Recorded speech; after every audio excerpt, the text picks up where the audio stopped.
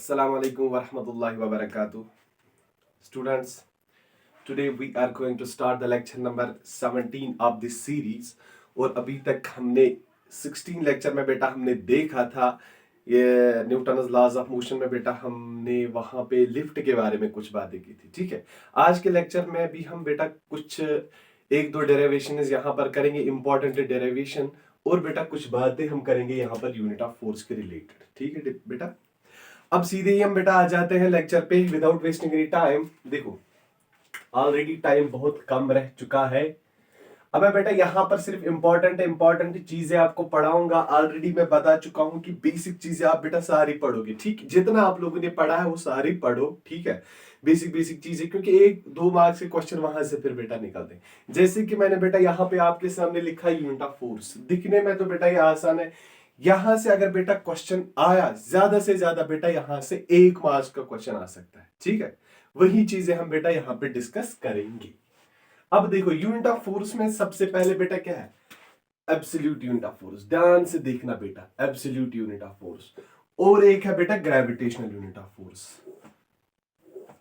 First of all we will look at absolute unit of force के absolute unit of force बेटा होता क्या है। ठीक है, देखो ध्यान से बेटा, a force is said to be absolute unit of force if it produces unit acceleration in a body of unit mass.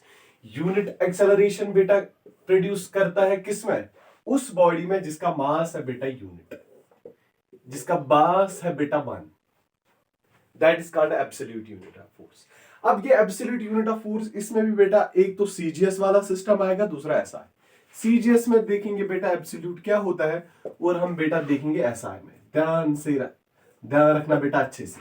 देखो सीजीएस होता है बेटा, CGS unit of absolute unit of force होता है, हमें बेटा पता है ना 1 डाइन, और 1 डाइन मेरा बेटा आ जाएगा। हम ये वाली इक्वेशन यूज करेंगे, सबको पता है बेटा, mass into acceleration, Newton second law. 1 dyne force, mass का बेटा क्या आएगा? 1 ग्राम इनटू सेंटीमीटर पर second square. This is 1 dyne equal to what? 1 gram centimetre पर सेकंड स्क्वायर। और बेटा एसआई यूनिट जो एब्सोल्यूट यूनिट फोर्स है, दैट इज 1 न्यूटन। यहां बेटा बोलेंगे simply Newton is equal to, यहां पर फिर से मास के बदले बेटा क्या आएगा? केजी मीटर पर सेकंड स्क्वायर। ध्यान से देखो बेटा, और एक चीज, 1 न्यूटन बेटा बराबर होता है 1 न्यूटन इज इक्वल टू 10 की पावर 5 डाइन। अब मैं बेटा ये चीजें क्यों लिख रहा हूं यहां पे? मैं ऑलरेडी बोल चुका हूं बेटा, यहां पर 1 मार्क्स का क्वेश्चन आ सकता है। वहां पर आपको पूछा जाएगा कि define absolute unit of force, ये पूछा जा सकता है। या सी एब्सोल्यूट में, सीजीएस में बेटा एब्सोल्यूट यूनिट ऑफ फोर्स क्या है? डाइन। एसआई में बेटा एब्सोल्यूट यूनिट ऑफ फोर्स क्या है? न्यूटन किसके बराबर है वो हमने बेटा लिखा है यहाँ पर। और ये भी बेटा पूछा जा सकता है 1 न्यूटन किसके बराबर है? दैट इज इक्वल टू 10 की power 5 dyne. This was all about absolute unit of force. अब हम बात करेंगे बेटा किसकी? Now we are coming to gravitational unit of force. ध्यान से देखो बेटा, ग्रेविटेशनल यूनिट ऑफ फोर्स से ज्यादा चांसेस है बेटा 1 मार्क्स का क्वेश्चन आने का, क्योंकि यहां पे बहुत सा, इतना ये तो सबको बेटा पता होता है कि न्यूटन होता है एसआई यूनिट और डाइन। अब जब केजी वेट की बात आती है या केजी फो ये ग्राम वेट की, वहां फिर बेटा फंस जाते हैं। ठीक, अब सबसे पहले हम बेटा देखेंगे कि ग्रेविटेशनल यूनिट ऑफ फोर्स होता क्या है बेटा। ठीक है, डेफिनेशन आप बेटा पढ़ोगे, a force is said to be gravitational unit of force। ध्यान से देखो, if it produces acceleration equal to the, वो बेटा वो फोर्स प्रोड्यूस करेगा acceleration but equal to what? acceleration due to gravity। ये बेटा इंपॉर्टेंट पॉइंट है। जो acceleration प्रोड्यूस करेगा किस बॉडी में बेटा? हैविंग यूनिट मास, वो acceleration बेटा बराबर होगी acceleration equal to acceleration due to gravity। ठीक है, अब इसमें भी बेटा क्या है? दो, एक तो सीजीएस वाला सिस्टम, दूसरा बेटा आएगा एसआई सिस्टम। ध्यान से देखोगे, अब सबसे पहले हम बेटा सीजीएस की बात करेंगे। ठीक है, सीजीएस की बात करेंगे। सीजीएस मुझे बोलो बेटा, सीजीएस में क्या आ जाएगा? देखो CGS, in CGS system gravitational unit of force क्या है बेटा? ध्यान से देखो, 1 केजी वेट, ये बेटा सॉरी ग्राम वेट आ जाएगा, नॉट केजी वेट। 1 मैं बेटा लिखूंगा 1 ग्राम वेट, और बेटा कहीं कहीं पे लिखा होता है ग्राम फोर्स भी।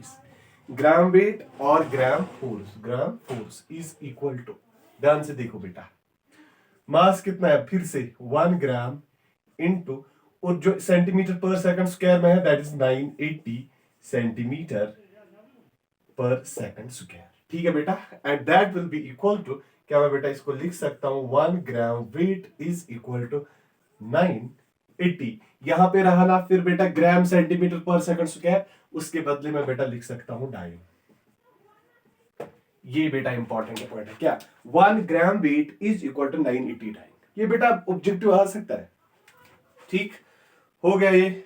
अब हम बेटा बात करेंगे इसकी, ये एसआई की, किस में बेटा, ये वाला, ध्यान से देखो, ग्रेविटेशनल यूनिट ऑफ फोर्स।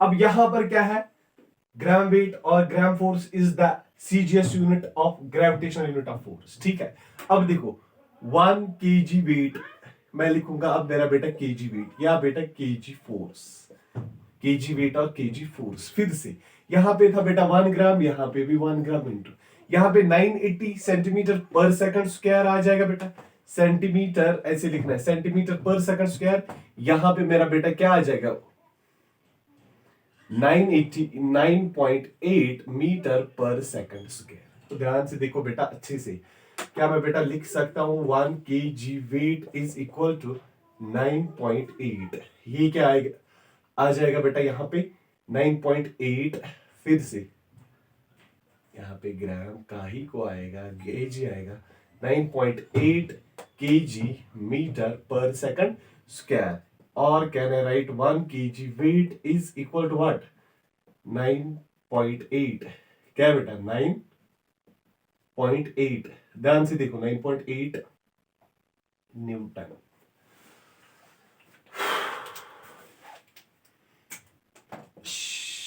ये बेटा आप याद रखोगे। अब देखो बेटा यहां पर इंपॉर्टेंट चीज जो आप याद रखोगी, सिंपली अगर एब्सोल्यूट यूनिट ऑफ फोर्स की बेटा बात होगी, उसमें सीजीएस में और एसआई में, सीजीएस में एब्सोल्यूट यूनिट का फोर्स होता है बेटा डाइन, ध्यान से देखो दिस डाइन, और अगर हम बात करेंगे एसआई में तो क्या है बेटा, न्यूटन, सबको पता है, क्लास 9th से हम बेटा पढ़ते आ रहे, ठीक है। अब ग्राम वेट की बात करेंगे या ग्राम फोर्स की, what is now this gram weight, this is the unit of force, ठीक है, इन सीजीएस सिस्टम, लेकिन कौन सा बेटा, gravitational unit of force, gravitational unit of force, gram weight, और कहीं पे भी आपको दिखेगा आप ग्राम वेट और ग्राम फोर्स, आपको बेटा पता चलना चाहिए कि this is the unit of force, घबराने की बात नहीं है। लेकिन बेटा कौन सा यूनिट ऑफ फोर्स है, gravitational unit of force, that is this. हो गया 980 डाइन, और ये बेटा क्या है, केजी वेट और KGF, again it is what, it is gravitational unit of force, but in what, but in SI system बेटा। एसआई सिस्टम में क्या आ जाएगा, 1 केजी वेट और KGF is equal to 1 KG into 9.8 metre पर second square, तो वो बेटा आएगा 1 KG weight is equal to 9.8 KG metre पर सेकंड स्क्वायर। अब इस केजी मीटर पर सेकंड स्क्वायर के बदले हम लिख सकते हैं बेटा 9.8 न्यूटन। ये चीजें आप बेटा कॉपी करो, क्योंकि यहां से एक मार्क्स का क्वेश्चन बेटा 99% चांसेस है यहां से क्वेश्चन आने का, एक मार्क्स का, इसलिए बेटा कॉपी करो ये, ठीक है, copy it. White is duster. अब हम आ जाएंगे और एक क्वेश्चन पे बेटा,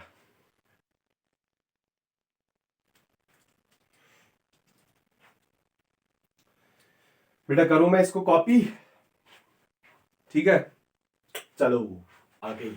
अब देखो ध्यान से देखोगे तुम बेटा, ये बेटा ये चीजें बहुत इंपॉर्टेंट रहती है for NEET as well as for JEE, क्योंकि वहां पर बहुत सारे बच्चों को बेटा कंफ्यूजन होता है कि जब वहां पे न्यूमेरिकल दिया होता है, वहां लिखा होता है ग्राम वेट, वहां पे लिखा होता है बेटा केजी वेट, वो फिर कंफ्यूजन हो जाता है बेटा उनके कि ये है क्या। इसलिए बेटा यहां पर मैंने सारा ही कंफ्यूजन क्लियर कर दिया, बोर्ड एग्जाम में यहां से क्वेश्चन आ सकता है, और नीट या जेडब्ल्यू जिसको आगे जाके पढ़ना है उसके लिए तो बेटा है ही ये इंपॉर्टेंट, ये जरूरी याद रखना है, क्योंकि यही बेसिक चीजें बच्चे लैग करते हैं, फिर उनको फिर आगे प्रॉब्लम होती है न्यूमेरिकल सॉल्वेशन में बेटा, इसलिए बेसिक चीजें सारी हमें क्लियर रखनी है, ठीक है।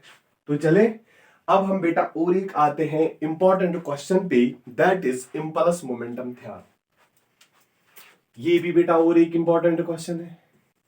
इंपल्स, वो कहा लिखा मैंने बेटा, इंपल्स मोमेंटम थ्योरम। क्या लिखा मैंने? Impulse momentum theorem. ध्यान बेटा मुझे बोर्ड पे चाहिए, ठीक है? पूरी कंसंट्रेशन बोर्ड पे, आपको अच्छे से समझ आ जाएगा। बहुत इजी डेरिवेशन है, इजी स्टेप्स है, आपको अच्छे से समझ आएगा। लेकिन बेटा कंसंट्रेशन पूरी कहां पे? बोर्ड पे। अब देखो बेटा, अगर हम बेटा लिखेंगे according to Newton second law of motion, क्या लिखेंगे? अकॉर्डिंग टू न्यूटन्स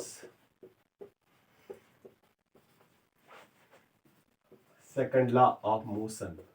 हम मोशन बोलेंगे, मोशन, मोशन, कुछ भी बोलो, ठीक है बेटा? क्या लिखेंगे? का हम लिखेंगे F is equal to what? F इक्वल टू dp। और यही लिखना है ना मेरा बेटा, क्या? dp divided by dt, dp divided by dt। और dp का वैल्यू क्या लिख सकते हैं हम? That will be equal to F into dt। इसमें बेटा कोई परेशानी वाली बात नहीं है, and we will name it equation first, ठीक है? अब देखो बेटा, ध्यान से देखो, अगर मेरा बेटा हम लिखेंगे at t equal to zero, at t equal to zero, जो बेटा मोमेंटम का वैल्यू है ना, that is equal to p1, and at t equal to t, जब टाइम का वैल्यू बेटा t आएगा एट द, इसको क्या हो गया? ये तो सारा लीक हो गया। देखो बेटा, एक सेकंड यार, पूरे हाथ खराब हो गए। देखो बेटा ध्यान से, क्या लिखा मैंने? At T equal to T, P का वैल्यू बेटा आ जाएगा, P vector will be equal to p2 vector. क्या इसमें बेटा कोई टेंशन है? नो। अब हम बेटा देखो क्या करेंगे, इंटीग्रेटिंग द इक्वेशन फर्स्ट, यही लिमिट हम बेटा यूज करेंगे।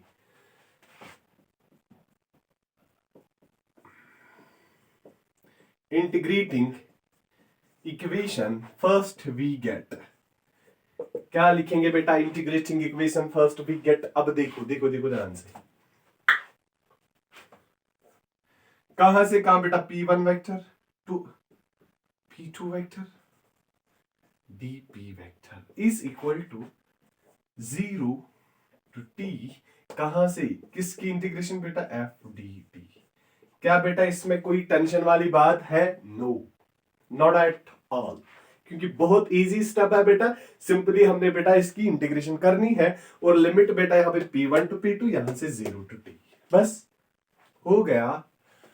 अब देखो मेरा बेटा ध्यान से, क्या मैं बेटा इसकी इंटीग्रेशन करूंगा इसी स्टेप में, और एक स्टेप बेटा वेट करेंगे। p1 vector, p2 vector, dp vector is equal to, क्या मैं बेटा f को बाहर ले आऊं? ले आएंगे, कांस्टेंट है यहाँ पे 0 to t dt, 0 to t dt। और एक स्टेप, और एक स्टेप, और एक स्टेप यहां पे मैं करूंगा बेटा, ध्यान से देखना। अब इसकी इंटीग्रेशन बेटा हम लेंगे किसकी? क्या आ जाएगा? क्या इसकी इंटीग्रेशन मेरा बेटा p वेक्टर आ जाएगी, और limits again from p1 vector to p2 vector is equal to f vector. अब इसकी इंटीग्रेशन मेरा बेटा आप बोलोगे क्या आएगा? 1, तो इंटीग्रेशन क्या आ जाएगा बेटा? t, और कहां से कहां बेटा? 0 टू 3। होप बेटा इतना तो सबको आ रहा होगा, और वो भी बहुत अच्छे से, ठीक है? अब बोलो बेटा p2 vector minus p1 vector, p2 vector minus p1 vector, क्या आ जाएगा? p2 vector minus p1 vector. तो इसमें कोई टेंशन है? नो। अपर लिमिट और लोअर लिमिट मैंने बेटा सिंपली पुट किया, इज इक्वल टू, अब यहां पे मेरा बेटा देखोगी क्या आ जाएगा? t minus 0। क्या मैं बेटा इसको लिखूं फिर से? p2 vector minus p1 vector is equal to F vector into del T. समझ में आया बेटा? F vector into del T. अब पहले बेटा आप ये कॉपी करो, ठीक है? ये चीजें आप कॉपी करो पहले, क्योंकि आप लोगों को फिर अच्छे से ये दिखेगा नहीं। So better is to first copy, then we will go ahead. ठीक है? कॉपी किया, स्क्रीनशॉट उठाया होगा, मैं आगे चलूंगा। ठीक है? अब देखो मेरा बेटा, यहां पे मैं इसको रब करूंगा। इतना तो बेटा आपने समझा होगा अच्छे से ही। अब देखो, क्या ये इक्वेशन हमारे पास बेटा P2 vector minus P1 vector is equal to F vector into del T. ध्यान से देखो, F vector into del T. क्या इसमें टेंशन वाली बात है बेटा? कोई नो। हम बेटा जानते हैं, बचपन से जानते हैं। बचपन से क्या बेटा? मतलब आपने पढ़ा होगा पहले कि F vector into del T क्या होता है बेटा? बराबर G। और इसी को मेरा बेटा हम बोलते हैं इम्पल्स। क्या बोलेंगे हम बेटा इसको? इम्पल्स। देयरफॉर क्या मैं बेटा लिख सकता हूं P2 वेक्टर माइनस इस FLDT के बदले बेटा क्या आएगा? J vector. ये बेटा आपको मिली थ्योरम, या हम इसको बेटा बोल सकते हैं चेंज इन मोमेंटम आ जाएगा बेटा इम्पल्स के बराबर। और इसी को बोलते हैं बेटा, this is known as impulse momentum theorem. This is known as, ये हमें बेटा प्रूव करना था यहां पर, इम्पल्स मोमेंटम।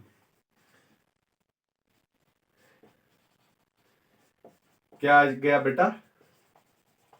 इसको मेरा बेटा बोलते हैं हम इम्पल्स मोमेंटम थ्योरम।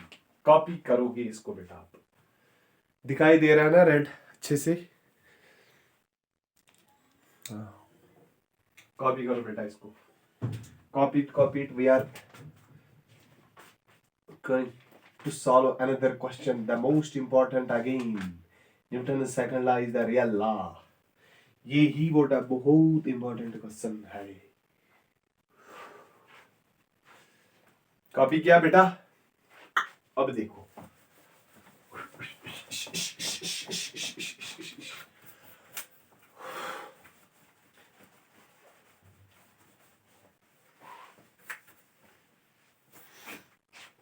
अब देखो बेटा, ध्यान से बहुत अच्छे से देखो। अब हम यहां पर और एक डेरिवेशन देखेंगे। डेरिवेशन क्या मतलब बेटा? हमें ये बोलना है कि न्यूटन सेकंड लॉ जो बेटा है दैट इज रियल लॉ। ठीक है?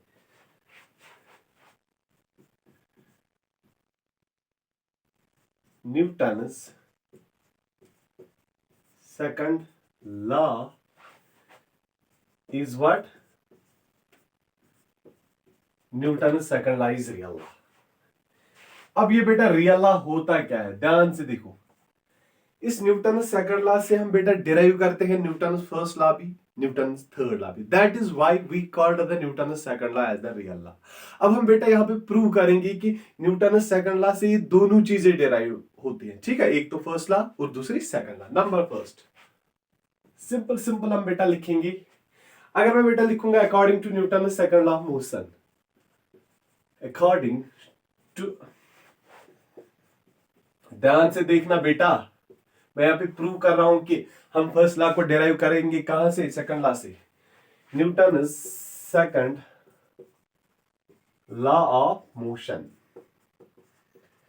सेकंड लॉ ऑफ मोशन बेटा क्या? Force is equal to mass into acceleration. अगर हम बेटा क्या रखेंगे? Isolated system, if external force acting on the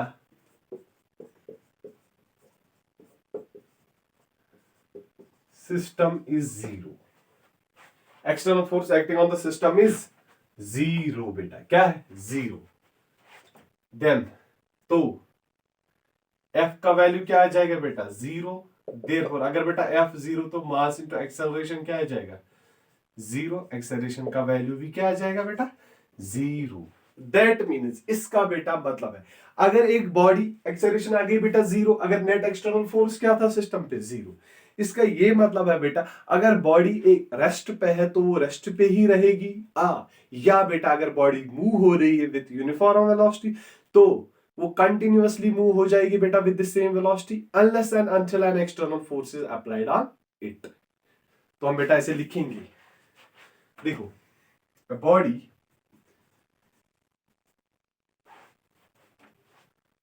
at rest,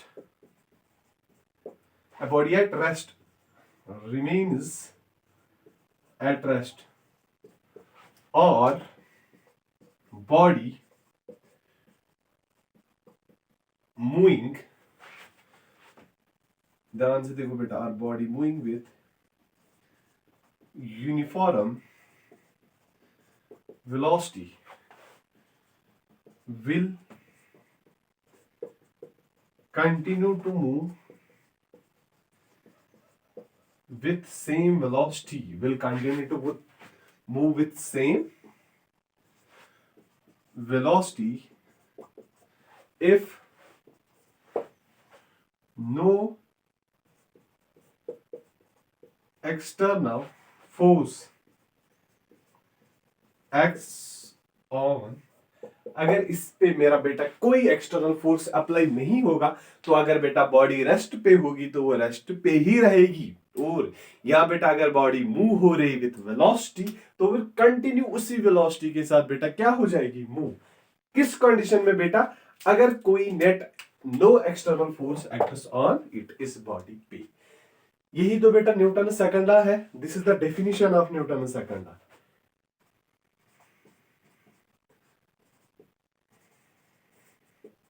जो मैंने बेटा ऊपर लिखा ना,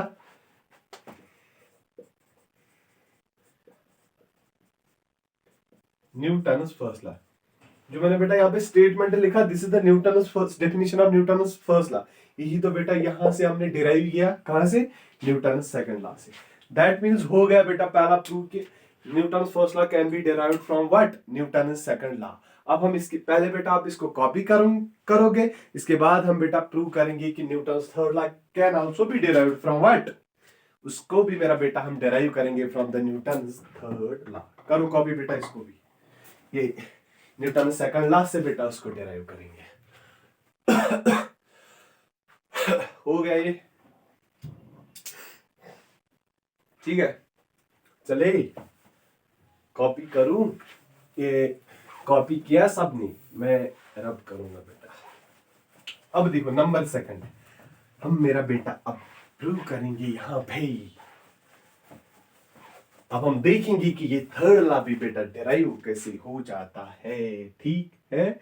कोई टेंशन नो, कोई टेंशन वाली बात नहीं है बेटा, ठीक है। अब देखो क्या हमें करना है, नंबर सेकंड। अब देखो बेटा,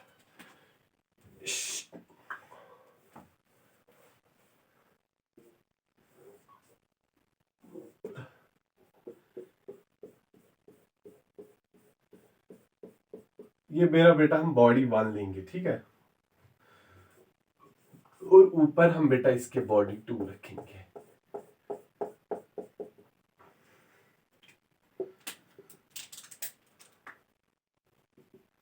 this is body one, this is body two. ठीक है, समझ आ गया बेटा। थोड़ा बहुत हम बेटा इसको ऐसे लेंगे, डायग्राम हम बेटा क्लियर बनाएंगे, ठीक है।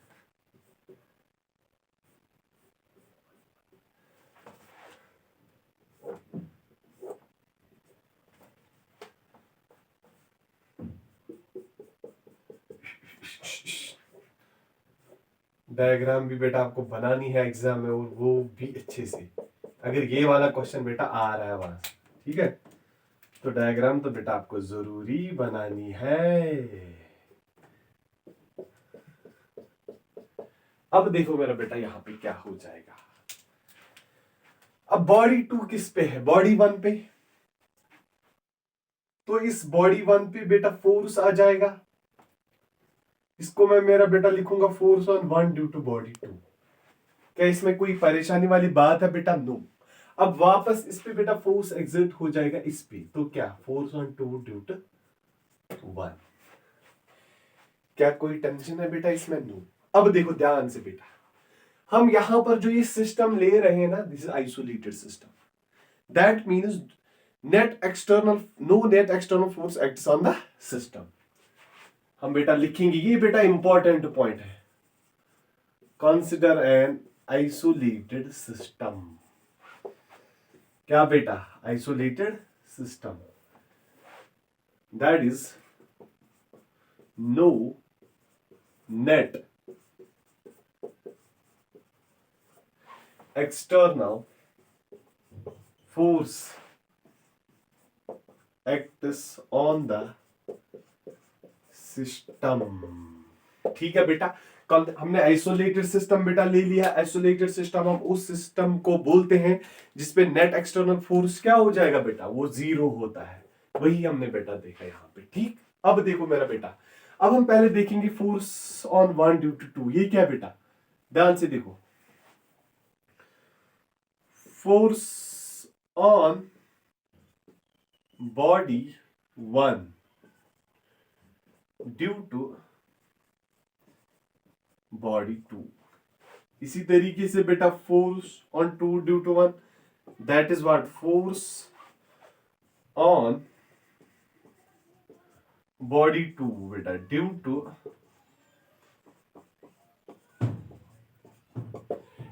body 1। क्या है बेटा? Force on body 1 due to body 2, force on body 2 due to body 1। ठीक है, अब देखो ध्यान से बेटा, अब हम लिखेंगे अकॉर्डिंग टू न्यूटन्स क्या बेटा? Second law of motion. ओ बेटा, यहां तक सबको समझ आ रहा है ना? अभी मैंने बेटा कोई डेरिवेशन स्टार्ट ही नहीं की। अभी तो हमने बेटा यहाँ पे सिस्टम एक बनाया जो आइसोलेटेड सिस्टम है, वही मैंने बेटा लिखा। F1 है force on 1 due to 2, F2 है फोर्स ऑन 2 ड्यू टू 1। और अब हम बेटा डेरिवेशन को आगे ले जाएंगे। अब देखो मेरा बेटा, हम करेंगे क्या? क्या बेटा मैं ऐसे लिखूं, अगर ये बेटा देखो क्या बेटा? Force on 1 due to 2, that mean motion किस में होगी? डी। क्या मैं बेटा फिर लिखूंगा dp1/dt? हाँ बेटा लिखेंगे। We will name it equation first. Force on 2 due to 1. इसको बेटा हम क्या लिखेंगे? dp2/dt and we will call it equation second. Equation second। यहां तक बेटा आप कॉपी करो, कॉपी करो। डायग्राम बहुत अच्छे से बनाना, इन केस बेटा अगर एग्जाम में आता तो डायग्राम जरूरी बनानी है वहां पे, क्योंकि जो ही डायग्राम बेटा वहां पे बनाओगे तो उसको लगेगा कि बच्चे ने पढ़ा है वाकई में अच्छे से ही, और फोर्सेस वहां पे बेटा दिखाना। ठीक है, चलिए हम आगे